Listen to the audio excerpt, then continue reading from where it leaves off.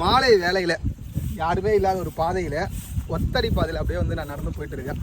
இங்கே ஒரு சின்ன கிராமம். அந்த கிராமத்துக்கு வந்துட்டு அந்த கிராமத்துலேருந்து வண்டியை விட்டுட்டு அப்படியே ட்ரெக்கிங் ஒரு 5 கிலோமீட்டர் ட்ரெக்கிங் போயிட்டு ஒரு அற்புதமான வாட்டர் ஃபால்ஸை பார்த்துருக்கோம். ஒரு படத்தில் நான் பார்த்துருக்கேன். கடைசி காலகட்டத்தில் போயிட்டு நீங்கள் வயசான காலகட்டத்தில் வந்து அசை போகிறதுக்கு ஏதாவது ஒரு நினைவுகள் வேணும் அப்படின்னு சொல்லுவாங்க. உடனே இது போன்ற நினைவுகள் வந்து அந்த காலகட்டத்தில் வந்து நம்மளுக்கு வந்து பெரிய அளவில் உதவி செய்யும். நீங்கள் முடிஞ்சால் ட்ராவல் நிறைய பண்ணுங்கள். உங்கள்கிட்ட காசு இல்லையா, உங்கள்கிட்ட இருக்கிற பட்ஜெட்டுக்கு ஏற்ற மாதிரி ட்ராவல் பண்ணுங்கள். முதல்ல உங்கள் பக்கத்தில் இருக்கிற இடங்களை ட்ராவல் பண்ணுங்கள். அடுத்து உங்களுக்கு கொஞ்சம் வெளியே இருக்க இடத்த ட்ராவல் பண்ணுங்கள்.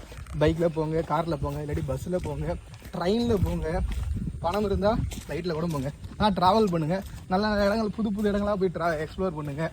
அதுவும் வந்து அதிகம் கூட்டம் இல்லாத இயற்கையை ரசிக்கிற மாதிரி இடங்களுக்கு போனீங்கன்னா இன்னும் உங்களுக்கு எது பண்ணுங்க பாதை எந்த பாதையும் தெரியல. அதுபோல் இடங்களுக்கெல்லாம் நீங்கள் போகும்போது நிறைய அனுபவங்கள் உங்களுக்கு கிடைக்கும். இப்போ மகாராஷ்டிராவில் இருக்கும்,